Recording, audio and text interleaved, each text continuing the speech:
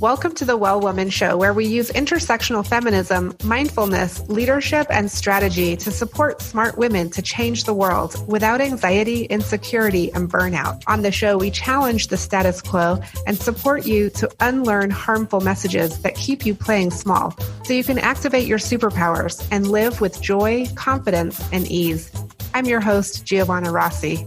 Good morning, Well Woman community. Happy New Year.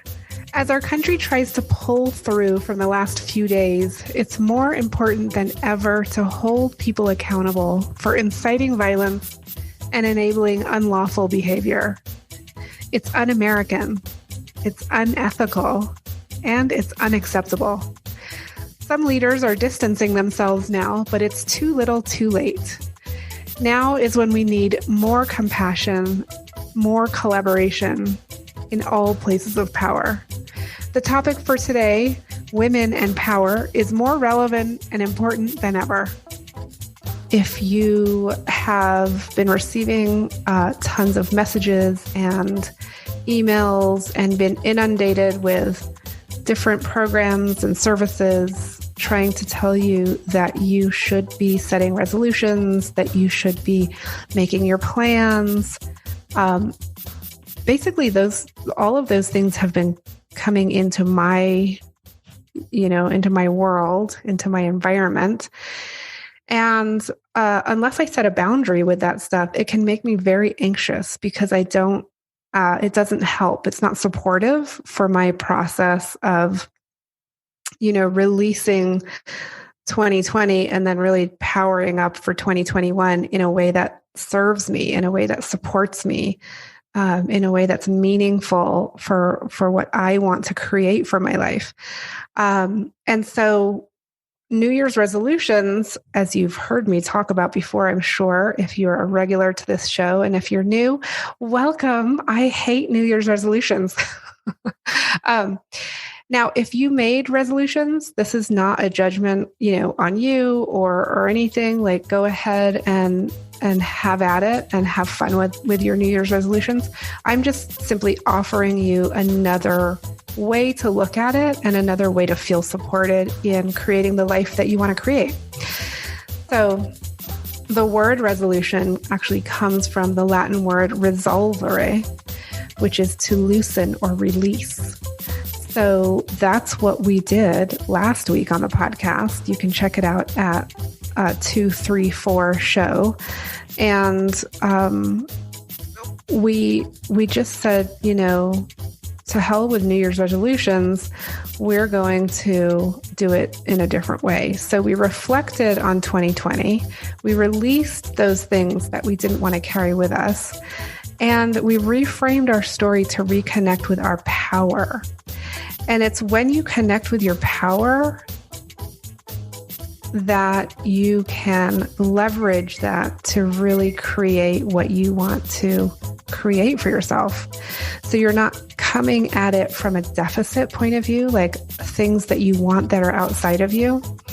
Rather, you're coming at it from a place of power and alignment with your best self so that you can powerfully create those things for yourself that you want and that you desire. So there's a whole process that I took people through to do this. There's a free workbook you can get that walks you through it at wellwomanlife.com/234show. You can get the workbook there. And, with resolutions, again, failure and deficit are emphasized instead of releasing and dreaming and moving forward. So I want you to ask, what can I create for my life instead of how can I stop doing certain things, right? Resolutions are so much about stopping certain things. And actually what we're doing here on the Well Woman Show is we're creating the kind of life that we want to have. So we're going to talk about power all month long here. And today on the show, we start with talking to Elizabeth Lesser, the author and, she's the author of several best-selling books, including Cassandra Speaks, When Women Are the Storytellers, The Human Story Changes. She also wrote Broken Open, How Difficult Times Can Help Us Grow, which was excellent as well. And she's the co-founder of the Omega Institute, recognized internationally for its workshops and conferences in wellness, spirituality, and social change. She's given 2 popular TED Talks, and one is of Oprah Winfrey's Super Soul 100, a collection of 100 leaders who are using their voices and talent to elevate humanity. So on the show, Elizabeth and I talk about why the word power makes us so uncomfortable, how culture is built on storytelling, how our emotions are a form of intelligence, and the catch-22 of women's power. You know I love all these topics so much. It's so exciting to talk to her about all of this.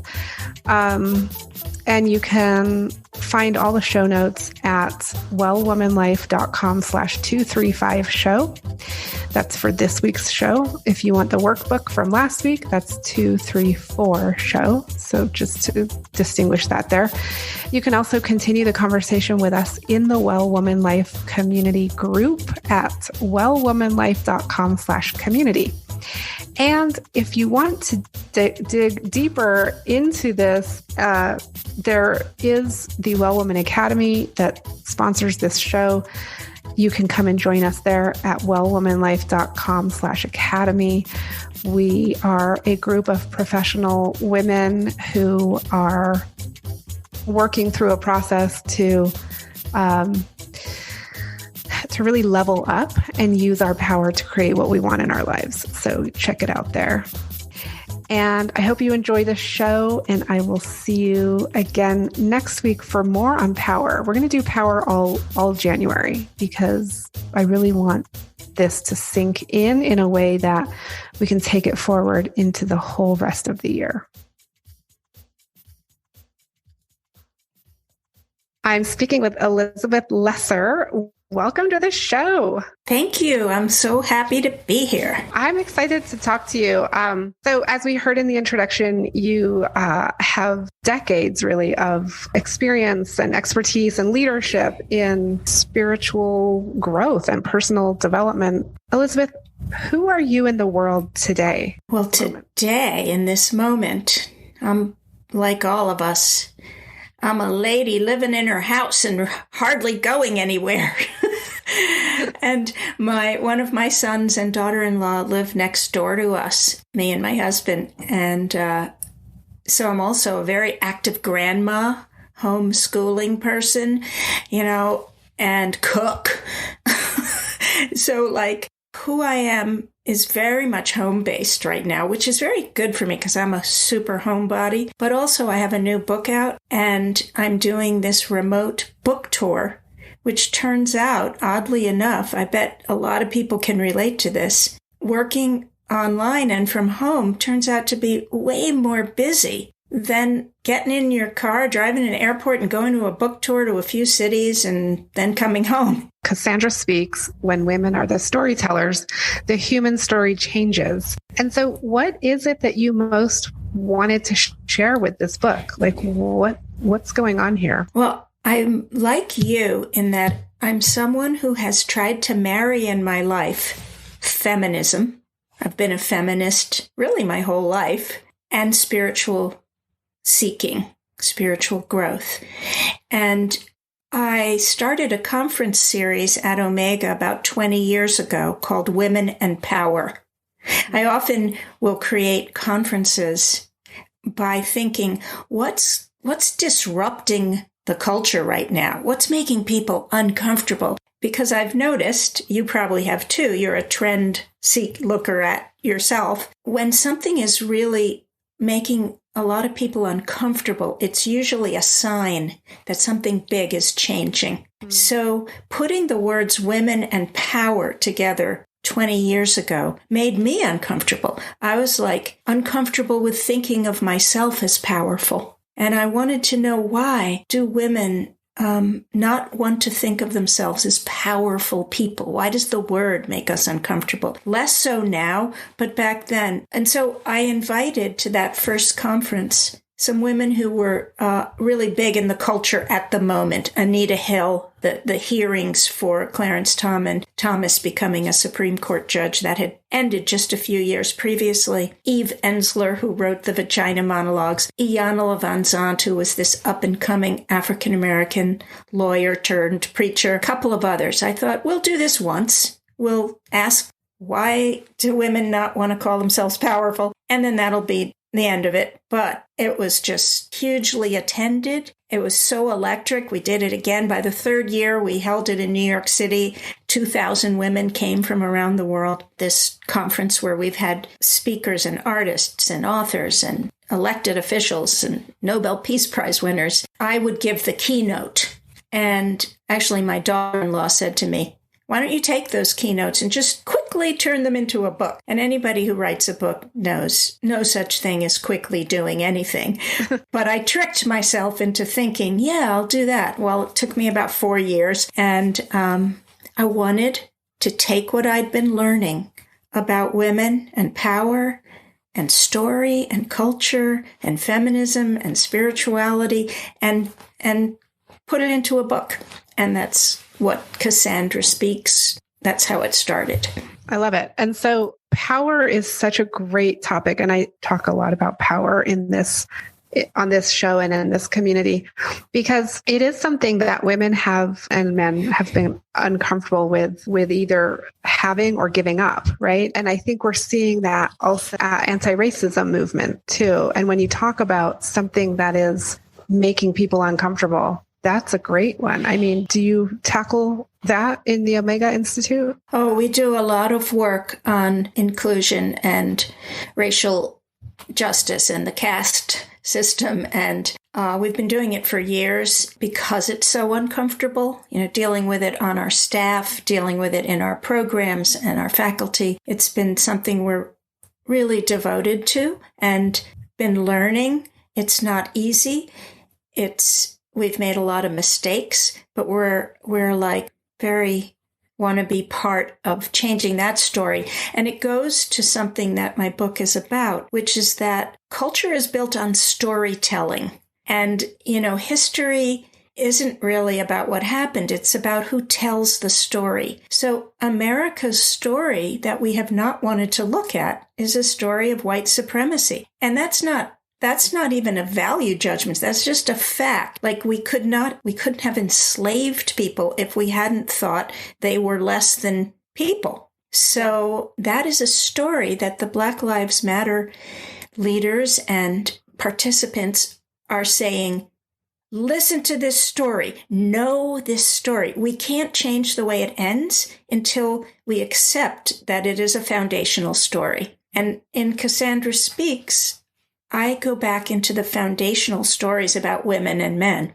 And really because they live in us, they live in our bodies, they live in our DNA. Stories last longer than countries. And it's important to know them and to experience how they've affected us and to say, I'm going to write some brave new endings to these stories. Yes. And what is it that you talk about in terms of women know something that the world needs now? Is it those stories? I think we know what's missing in those stories, in our bones. We know it. We may not have verbalized it to ourselves or to others because the stories I'm talking about are stories that have silenced us. That's why I named the book Cassandra Speaks. Cassandra was a princess in the city of Troy, which was Greece's adversary.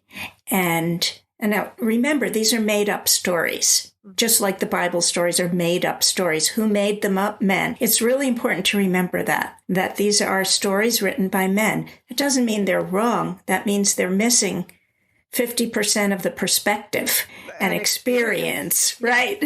Yeah. So Cassandra, all the men wanted Cassandra because she was just like the it girl. She was the princess. And even the gods wanted her. And Apollo, the son of Zeus, he wooed her by saying, I will make you know the future. You'll be clairvoyant. And she wanted that. She wanted that gift. She didn't understand it was attached to him wanting to have sex with her right then and there. So she accepted the gift. And then when she refused his advances, he cursed her. He said, you know what? I'm not taking away the gift. You're going to still know the future, but no one will believe you. And as I was working on the Cassandra story, I worked on a lot of stories in the book, Adam and Eve and Pandora. And when I was working on the Cassandra story, the Me Too movement was just really coming into its own in the country. I mean, that sounds kind of quaint now, right? It was just like 2 years ago and so much has happened. But I was watching the televised trial of the gymnast girls who had been abused by their doctor, Larry Nassar. And hundreds of girls had been abused. Hundreds of girls had told their stories to their parents, their university, the Olympic Committee, everyone. They had said, this doctor is not prescribing medicine. He's sexually molesting me. No one had believed them. And then they were allowed by this fantastic judge, Judge Aquilina, to tell their stories in front of the world, to televise it and to make Dr. Nassar sit there and listen to them. And I thought, these are our Cassandras. They know the truth. No one believed them. They were so wounded and silenced, but now they're speaking. And this is what I feel is our time as women, not just about molestation or sexual harassment, about everything, that there's a different way to do power, that we're not hysterical overreactors, that our emotions are a form of intelligence, a form of connection, a form of being human that needs to be respected and elevated. In fact, the most important aspect of my womanness is what has been called, untrustworthy, hysterical, overdoing it. No more. My emotional wisdom is what the world needs now. Yes, absolutely. And do you think that not only does the world need that, but do you think men also need to learn to not just accept and tolerate it, but to also be that? Absolutely. In fact, without that, it's not going to work. If it's an adversarial, you had your turn, now it's ours. Those kind of things just don't work very well. There's this great quote from Nietzsche who says, "Be careful when fighting monsters that you don't turn into one." And if that's all we try to do, which is like, get out of the way, dudes, our turn, we just turn into dudes. So men can learn it. Many men are learning it. I'm looking at my children's generation. I have 3 sons. They're all fathers now. The way they are parenting will change the world because they are having to be intimate, emotionally available, and caretakers. And the world has been explored and extracted enough by the male principle. The female principle of caretaking is what the world needs now, not just from women, because it's not fair that women do all the emotional heavy lifting. It's impossible. So we all can do it now. Women have been proving over the past 150 years that we can do what men do. We can pull that off at work, in the military, in the government, making the money. Now it's time for men to want to change as much as we wanted to change. And, you look at many women leaders now, what we've had to do to get our foot in the door has made us leave behind a lot of our best qualities. It's very understandable. How do you get into a paradigm that you didn't create without becoming like the paradigm? It's a catch-22. And we've sort of all, women and men, we've all knocked the powerful, I'm very uncomfortable using words like feminine, masculine. There's so much going on with gender now that's being upended. But for lack of a better word, the part of women that's either because of nurture or nature. It doesn't really matter to me why anymore. Are women more comfortable being caretakers because we've had to be? Or is it hormonal? There is a really interesting thing, if I have time, to just talk about a science story that I really love, because it's not just myth and Bible and things like that. Science has a lot of stories that have bamboozled us too. You know how we say under stress, human beings either fight or flight? Like that is the response. It's called the fight or flight response. Yeah. And this woman, research scientist at UCLA, what was her name? Anyway, Shelley Taylor, in the early 2000s, she looked up all that research, and what she discovered was it was all done on men. Because in the 1930s and 40s, when these studies were being done, women weren't ever brought into the lab. Yeah. So these studies that measured the chemicals in the blood, the hormones that happen when these subjects would be put under stressful situations, they were all men. And the chemical hormones that were released were either about aggressive fighting or retreating. And that retreating wasn't only just running away, it's also like disconnecting. Right. And she decided to do similar studies on women. And she also looked at females from many species. And she found that under stress, females form tight, stable alliances. They seek out friends when they're under stress. And they also take care of the most vulnerable. So that's the tend and befriend response. That's the phrase she came up with. Under stress, many females do not fight or flight. They tend and befriend. Oh, I love and that's a science story we just all bought into. Yeah, fight or flight. Yeah, that's what I do when I'm under stress. Well, actually, that's not what I do. My first instinct under stress isn't to go attack someone else. It's actually to kind of try to take care of the people around me and to also try to create some sort of sense of belonging so we don't have to fight. Now, of course, not all women are like this and not all men are like that, but just opening up that story to the tend and befriend possibility in leadership, in your family, everywhere.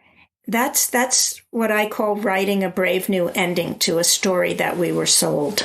Absolutely. Yeah, absolutely. I love that you brought that up because, women were excluded from clinical trials too for years and still are to a certain extent, but there's a requirement now that women have to be included in a lot of clinical trials. But the point being that a lot of the solutions and theories and scientific conclusions that have been made based on men only, and it's just so interesting. Women were excluded for a variety of reasons, but the main one was because they couldn't control for their cycle. Yeah. And it was too hard. It was too challenging. And it's like, we're dealing with that every month. So, so still to this day, we have these sex and gender differences. Yeah. And our cycle is so wonderful. Like instead of seeing it as like, oh, those women, those poor out of control women who have these hormones flushing through them, making them crazy. Like, no, making them open and empathetic and alive and able to bring new life into the world. I'm all about really putting on its head all these ideas about women and hysteria. I mean, I have a whole portion of the book going back into some of the mental health research over the years, all the way back to the Egyptians, where women were just always called crazy. because we felt so much, and also because women didn't want to have sex. That was seen as a mental illness. Oh my gosh, okay. All right. I'm speaking with Elizabeth Lesser, author of Cassandra Speaks on The Well Woman Show. We'll be right back.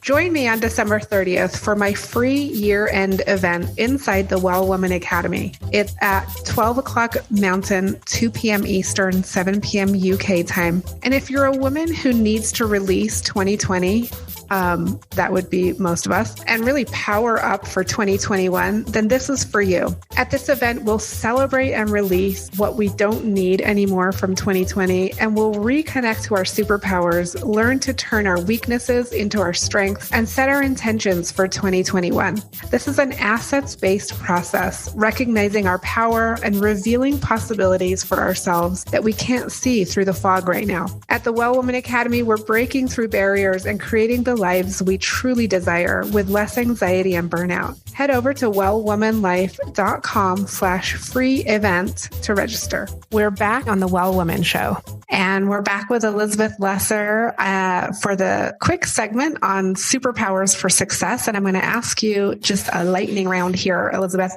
What does success in life mean to you? Success in life feels like, to me, getting to do what my soul longs to do, and at the same time making sure that it's not standing in the light of anyone else.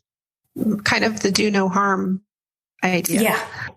Which we didn't get to talk about, but we can talk about that now. Just very briefly, the do no harm, take no shit. I love that. It's in the book, and there's a whole lot of other things in the toolbox for inner strength in the book. But just, can you tell us briefly, how do you do no harm, and even not just do no harm, but actually do good and have limits, right? Like not take. Mm-hmm. Yeah, the meditation you're talking about, it has a name that you would not usually associate with meditation, which is do no harm and take no shit. It comes from a statue that you see often of the Buddha or the Kuan Yin statue, which is with one hand up in a stop motion and one hand up like a cup. And it's this sense of, I can be open to the pain of others. That's the do no harm. But I can also take no shit. I can also be fearless in making my way through this world. And you know what it's like in your own life. If you're too much in the take no shit, if the aggressive part of yourself is just overworked, you're not going to be happy, and you're ultimately not going to be successful. But if you're too sensitive and always thinking about everyone else all the time, it's overwhelming. Life just rolls over you, and you're just way, way too sensitive. It is possible to be both, and that's one of the chapters in the book. I write about this sense of being both strong and soft, and finding that sweet spot where they're married together. Yeah, I absolutely love that, because as women, we often are the nurturers and the caregivers, and we get walked all over, many, many times. So having this meditation is great. And we'll, of course, link to it in the show notes. But just to finish out our segment here on superpowers for success, when did you know you were really good at what you do? It's been a long journey. I still have the imposter syndrome, which is something else I write about in the toolbox. So that has been a real slog for me, knowing that I'm good at what I do, owning it, not feeling embarrassed to own it, not feeling like I'm bragging. So I would say, I'm not kidding you, it took me until my 50s to really be able to stand and say, yeah, I'm a good writer. Yeah, I'm a good writer. Duh, you've had 4 books published. What's it going to take, girl? Right. And I do know how to lead. I do know what I'm talking about. That has been a big journey for me, and I'm still working on it. I hope before I die, I get there. Okay. And what superpower did you discover you had only to realize it was there all the time? What a good question. Oh my God, I'd have to think about that one. Maybe it's your writing. Maybe your writing was always there. I know, you know what? I always knew that was there. I knew that from when I was like 7 and won some sort of award in 2nd grade or something. Yeah. I think it's the leadership idea that I am a leader and that I am comfortable knowing I'm a few steps ahead on this human life path, and that it's fine for people to feel like they can follow me. That doesn't mean that I don't look back and listen and pull up with me, but that, yeah, it took me a long time to realize that superpower. Okay. And what advice would you give your younger self, say 25 or 30-year-old self? I would say, love your body. Love, love, love this chariot you were given to ride through life. Stop thinking there's something wrong or bad about it. Stop trying to make it different. Your face, your weight, your hair, your skin, love your body. And do you identify as a feminist? Yeah. I'm pretty sure I know the answer. I use the F word frequently. What does that mean for you? It means that I adore my womanhood, and I know that it's something valid and something the world needs, the voices of women. That doesn't mean it's anything against anybody else. It's just a way of living in this world whose time has come. Okay. And last question for you. What are you reading right now? What's on your nightstand? I'm just finishing Isabel Wilkerson's book, Caste, which if you want to read only one book about the history of Blackness in this country and what it's like now, that book, Caste, is just so profound. I'm also working on a novel, Elena Ferrante's newest novel, the Italian author. I love her. Her newest book is called something like The Lying Life of Adults, something like that. But I love it. I love her. Okay. And I said that was the last question, but I just want to ask you as we end here, what's next for you, Elizabeth? You know, I don't know. And I've never been someone who's known. Like people would always say, what's your 5-year plan for myself or for my organization or anything? I don't know. I'm wide open. I don't know. I don't really want to know. I'm just going to catch the wave when it comes in. I love that. Thank you so much for being on the show. It's been such a pleasure. Thanks for having me. Thanks for your questions. They're great. That's it for our show today. Remember, if you need support to live your Well Woman life, head over to wellwomanlife.com/Facebook to join our community. As a reminder, we are on NPR every week, so be sure to tune in at npr.org/podcasts and search for The Well Woman Show. If you enjoyed today's show, please take a moment and subscribe and leave a review. This helps raise visibility, which is super helpful when it comes to producing the show every week. For feedback, comments, or just to let me know you were listening, find me on Facebook, Twitter, and Instagram at Well Woman Life. I'm Giovanna Rossi for The Well Woman Show. Until next time, have a super powerful week.